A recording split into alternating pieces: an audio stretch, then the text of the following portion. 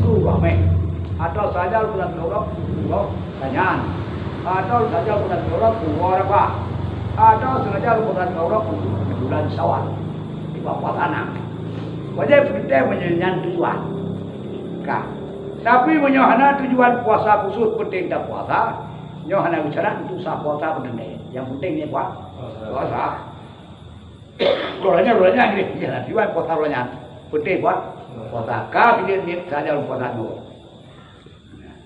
Lagi sembahyang kelebong jam. Sembahyang fardu sunat murah sebab sunat hana waktu dan sebab bukan sunat mutlak. Yang sembahyang fardu dua heboh macam ni.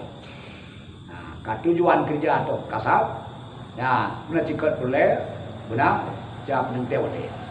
Atau kain dulu. Yang sembahyang sunat waktu dua sagai. Tujuan kerja dan perintah buat waktu. Yang sembahyang dua yang kesunat tahu. Yang sembahyang hana sepuluh bi, kau mada ni pandang, saja lupa. Benar di puasa. Puasa fardu dua kali wajibannya. Yang pertama tujuan kerja puasa saja puasa tengok. Yang kedua kudente puasa Ramadan untuk Ramadan. Atau kau saya puasa tengok untuk kau. Punya puasa sunat. Kau maksud katanya puasa sunat nyanyi dan yang mula nyanyi. Kemudian wajib juga. Saja puasa tengok untuk orang dua. Nyanyi syarat. Tapi punya puasa ada kata puasa sunat.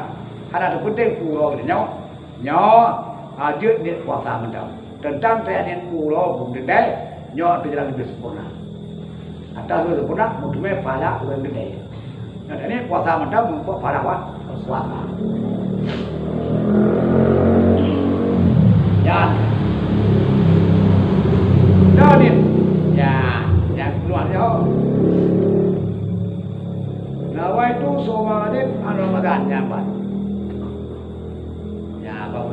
Maka diketahui pada mereka itu bahwa sekurang-kurangnya puasa Ramadan itu bahwa dihadirkan dalam hatinya.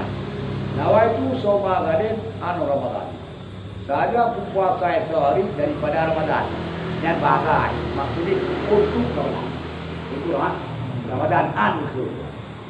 Dan bahasa daripada men daripada. Temaan untuk uji. Ada ini. Ada ini ada ini.